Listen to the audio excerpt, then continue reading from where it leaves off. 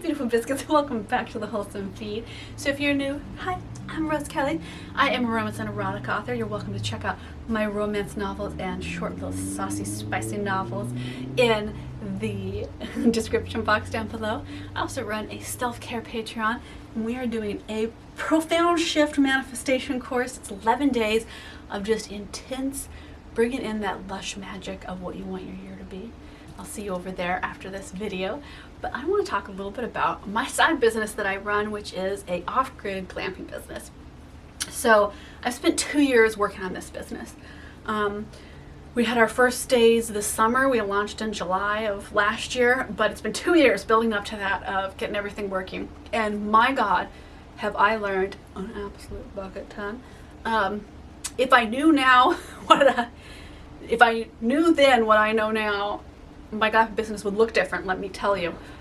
So let me save you from my mistakes and help you with the parts that I got right. And a big question is, are those beautiful canvas bell tents, are they a good choice for glamping? So I went all in and I got 3 glamping tents. I got 2 16-footer tents and I got 1 really big 22-footer tent.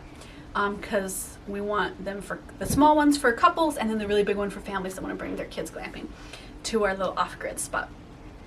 And I learned so much about. I initially bought a tent, a canvas bell tent that was a 22-footer as well.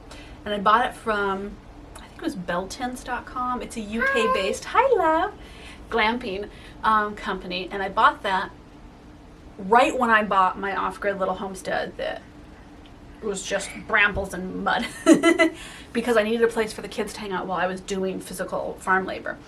And that one ended up getting ruined. It was an amazing tent. I loved that tent. It had doors on 4 sides, so you could open them up and have this amazing ventilation. And it got ruined. It got all wet and moldy to the point where it couldn't be re-put up. It was a whole thing. And then the following year, I bought those 3 tents I told you about from White Duck. In no way is any of this sponsored, by the way. I'm giving you really genuine opinion on this, which may not be super popular, but I'm just giving you my honest opinion. Because I saw all these glowing reviews of the canvas bell tents and how popular they are and how everybody wants to camp in them and how easy they are to maintain and take up and put up and take down and just how amazing they are. Mama. Yes, my love. Yeah. So first and foremost, the glamping bell tents in the UK compared to the White Duck US made ones. Okay, this is gonna be unpopular, so you know. leave a little tent emoji down in the comments to give me support. I actually way preferred the pricing and the design of the Glamping UK. I'll put on the screen here what the actual URL is. I thought that was a way better price for a tent, and I really liked the design better. That said, it wasn't as thick of a material as the White Duck. So I got the 3 White Duck tents, and those are very thick, hardy materials. And they have different designs, but they're extremely expensive. I don't like the White Ducks as much. I'm gonna be totally honest. I don't like the design of it as much. The door frames are different, so you don't get as big a nice open door as you do with the Bell Tent Glamping UK company. And I thought that made a really big impact for when you walk in. I really actually don't like the White Duck tents. They're really, really well designed. I could tell that these are design tents for outdoors folk that like well made, and the tie down ropes are really well made, but I don't like the design. I don't like the way the flooring is, and it feels like a very small tent even though it's a large tent because of the structural way they've designed it. It doesn't flare out as much, so you get really low points in the tent that makes it feel, even though I have a 22-foot, which is huge, it makes it feel small. And I regret buying the White Ducks. If I could go back, I would not have bought those 3 White Duck tents. I don't think they're worth the money, and so far they aren't actually holding up very well. I have them in one in a open meadow field, and then I have another one in a forested birch forest area. So I'm testing them out to see. And honestly, I don't know how long they're going to hold up. They were expensive, and I don't see them holding up super well, super long. We've had some water breach issues. They aren't as sturdy as I would like. If you're going to have them up for year-round glamping. Obviously, a lot of these tents are made for taking down, taking up. I thought that the UK bell tents were actually harder to put up, but that's probably because I did it by myself. And these other white duck ones I actually got help with to put up. So maybe that's an unfair comparison. So let's say they're about equal on putting it up. I do think the tie down straps on the white ducks are stronger material though than the glamping bells. But honestly, I would go with the other ones. I prefer that company. If I was going to order more, I would do that. But is it actually a good idea for your glamping business? So this is what bums me out. So I can kind of get my neurodivergent brain, part of the neurodivergent club, hi, welcome, can get a little mono-focused on things. And so I was like, the bell tents are going to be totally great. I'd seen these amazing bell tents in the UK that were just gorgeous. And I thought this is going to be a lovely way for people to glamp. And it has not been a super popular option on our farm, as much as we would like. And that might be the type of bell tents I bought. I feel like if I had bought different types, maybe it would be. I think if I was going to redo it now, and we're kind of looking at like what we're going to do this year for the glamping business, and that's kind of up in the air. We aren't quite sure what we're going to do. If you have seen a lot of my romance books turned into films, which you can check on my fan site, which is Rose Kelly pay-per-view for OnlyFans, I've filmed on the bell tents in those locations, and you can see what they look like. Heads up, that's saucy. Okay, so overall, bell tents, kind of a pain in the butt for maintenance, hard to put up if you're a small group and you aren't trying to hire people to help you. I'm not impressed with how they hold up. Either company, neither company held up well at all, especially if you're in the Pacific Northwest where you get a lot of rain. And this is without having to put tarps and stuff on top, because that looks terrible, and you should be able to buy a tent that's actually waterproof for it. They're expensive, they're time consuming, and for me, the white duck had a bad floor plan. I loved the floor plan of the Bell Tent UK one, because that was beautiful and it felt airy and gorgeous, and I miss that tent. So I think what's becoming more popular are yurts are a classic.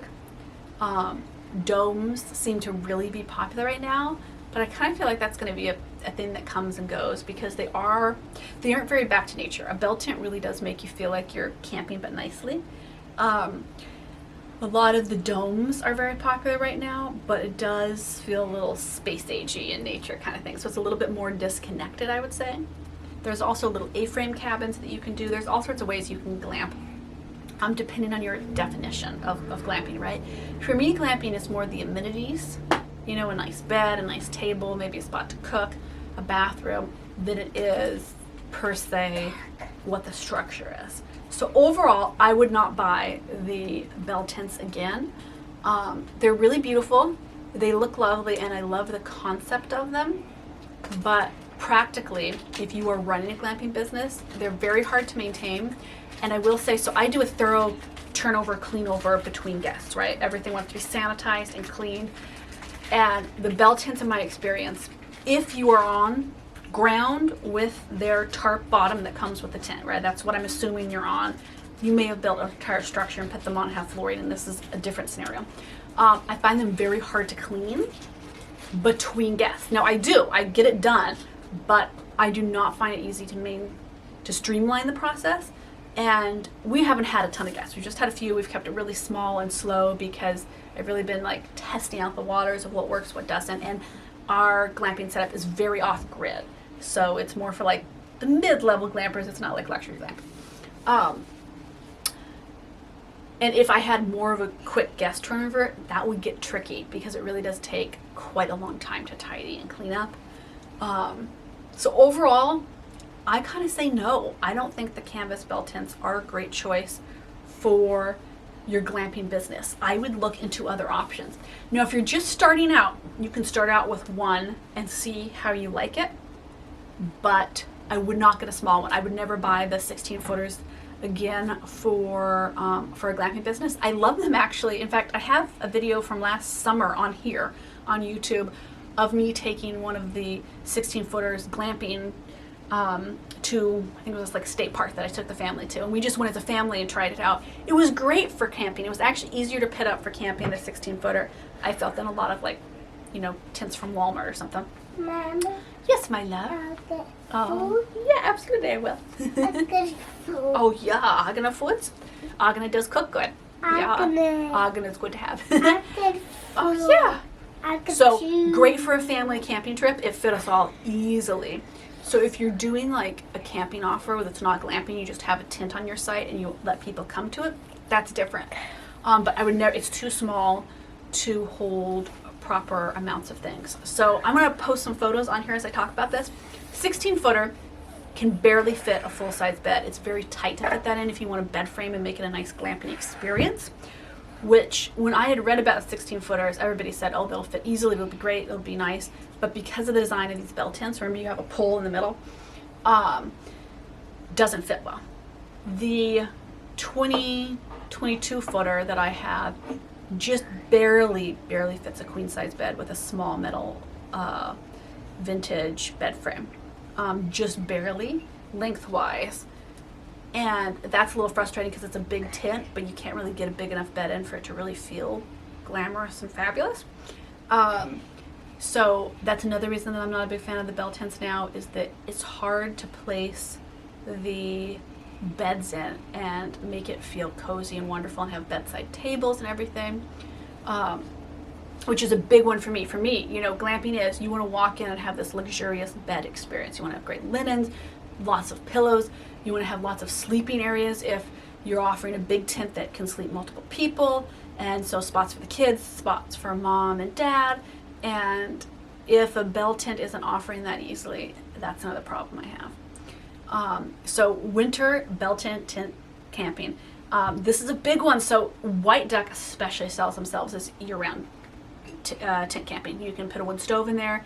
The tents I have a area that I could cut out and pit a wood stove and wood stove pipe in. I have not done that. I have tried out a portable camping propane heater, and that's what I've been using because I didn't want to have guests be doing their own fires in a canvas tent. That just, to me, feels a little scary because of past campers I've had that I don't know I would trust being able to do that. And maybe that's a little unfair. I think the ambiance of a wood stove is amazing. If we continue doing it this year and we decide to keep going with the bell tents, we're absolutely going to get the fireplaces for them. But remember, that's going to take up a huge portion of your tent. No beds, no chairs, you can't get anything too near it. You really got to think about that before you put it in. And for me, when I actually laid out the footprint of what that would take up in my tent, either size tent, I was like, oh, it really doesn't leave you a lot of space. And it doesn't feel nice to go glamping and feel all crowded in, if that makes sense. So overall, I would not buy more canvas tents unless it was a small canvas tent for me to take my kids camping in that I want to be able to put up and take down. I think what we're next going to look at for our glamping business is doing little off-grid A-frames or doing domes. The domes have the downside of the ones that are easier to put together are very much not waterproof, so that's a big issue, and they're extremely expensive. I priced one out, so let's say you can get a bell tent for $1,500, and that's a cheap bell tent. You could also get other canvas tents for more. The finished out domes that I was looking at were like $15,000 a piece. And for us, that just doesn't make sense for our very small little side business of a glamping thing that we wanted really to keep affordable for families. That was really our purpose. Let's keep it mellow and laid back so that families can actually go glamping. Because in my area of the Pacific Northwest, so I live in Western Washington. Of course, my darling. I'm back. So I had to do a ponytail on a 2-year-old. In my area of Western Washington, glamping can easily go for $300 a night and up. Like, it's just totally crazy. Yes, my love. Especially in the summertime when you really want to go glamping. So I wanted to keep it much more affordable than that. I have learned so much. I'm going to talk so much more on this channel about this. I wanted to spend some time actually learning it and doing it before I talked about it. So I didn't bring you necessarily along on the initial journey because I was just learning all the things. This is totally new to me. Mom. I love it as a concept. Heads up, it's very time consuming. It really is, because you're maintaining grounds, you're maintaining a hospitality location. It's a lot of stuff. You're maintaining a business. So if it's small, like our family glamping business is, then you're doing it all. So really consider that. It's not as hands-off as people might lead you to believe. Let me know in the comments, would you biscuits like me to do a review of Hip Camp versus Airbnb for booking? Or you've used both for the glamping site. That's a beautiful boat you have. I love it when you tie bows. I could choose. All right, I'm going to go pop over onto Patreon. I'll see you on there for a wonderful time of manifesting our magic and connecting to our primal inner being and having fun with it. Being playful, being goofy, not being afraid to embrace our bodies and our minds in that quest for like that gorgeous New Year's wellness. I'll see you in the next video.